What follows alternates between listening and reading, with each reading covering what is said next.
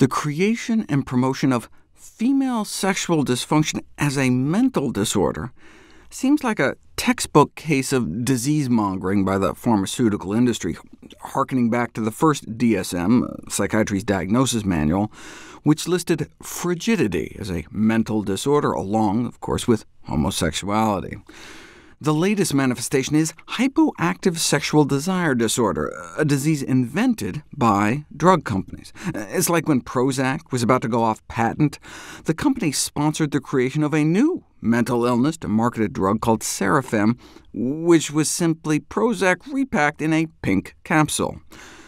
The condition previously known as shyness was branded as social anxiety disorder so they could get kids on Paxil. There are certainly women who are troubled by low libido, but there's no reliable scientific evidence that hypoactive sexual desire disorder is a real medical condition. And women can get diagnosed with it even with a normal libido. A woman highly interested in sex, just not for whatever reason with her current partner, can still qualify for the diagnosis and the drug. Even a woman who is perfectly satisfied with her sex life may still qualify if her partner isn't. Our story begins in 2009, when a drug company tried to get a failed antidepressant called flibanserin approved to treat hypoactive sexual desire disorder. The only problem? It didn't work. It was resubmitted again after more study and was still rejected, as was the appeal. But in 2015, the FDA approved the drug. What changed? Nothing about its efficacy. It didn't work any better. What changed is that the drug company that bought it helped launch an AstroTurf fake grassroots advocacy group, Even the Score, which lobbied for approval under a feminist rubric. Men have their drugs, why don't women get any sex drugs? Which was exposed as kind of a bitter irony. But hey, within 48 hours of FDA approval, the drug was sold for a cool $1 billion in cash. Very satisfying for the drug company, but what about the women who take the drug, now sold as Adye?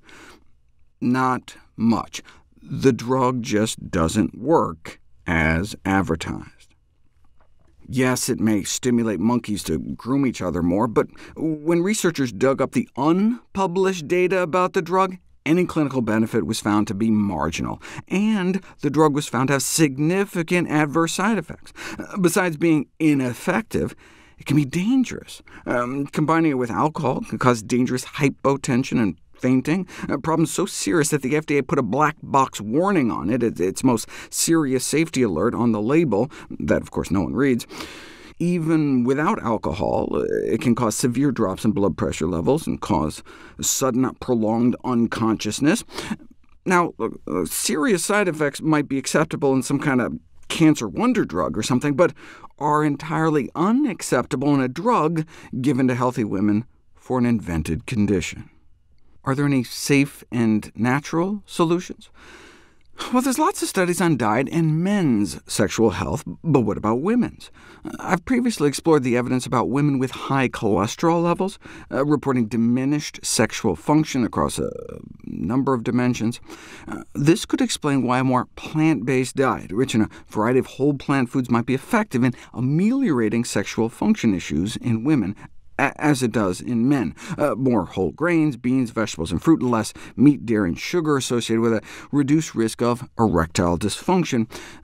Because of the anatomy and physiology of sexual responses are actually quite similar between the two, it can have a similar effect. You can measure clitoral engorgement with fancy MRI techniques within minutes of exposure to an erotic video.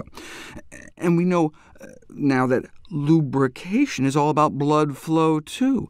Within the sexually aroused vagina, it's the hydrostatic pressure from all the additional pelvic blood flow that forces fluid to leak out onto the surface as the vaginal lubrication. So how can we improve blood flow?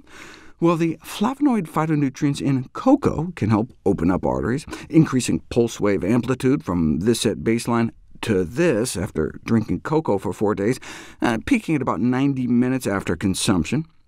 So can that Valentine's Day chocolate make a difference? Women who eat chocolate do tend to have higher female sexual function index scores, but the effect disappeared once age was taken into account. So, despite all the potential biological mechanisms supporting a role for chocolate as an aphrodisiac food, the study failed to show a benefit. One would assume that chocolate could improve blood flow, but remember, that was with cocoa powder. Maybe the fat and sugar in chocolate is counteracting the benefits. What are some whole food sources of flavonoids? Well, onions have a lot, and indeed, fresh onion juice enhances copulatory behavior in rats. But for those of us less interested in increasing the percentage of ejaculating rats and looking for something other than onion juice for our hot date, how about that apple? But there wasn't a study addressing the potential correlation between daily apple consumption and women's sexual function until now. The title kind of gives it away, but women were split into regular daily apple consumers versus those consuming less than an apple a day. And the hundreds of apple eaters in the study scored significantly higher on the female sexual function index. Now, note they only included women eating unpeeled apples, because the phytonutrients are concentrated in the peel, so we don't know if there's a link with peeled apples. And this was just an observational study, and so further studies will be necessary to clarify the relationship between apple intake and female sexuality. However, the present data can allow the development of future research for identifying new compounds and food supplements to use in female sexuality recovery. Or you can just try eating an apple.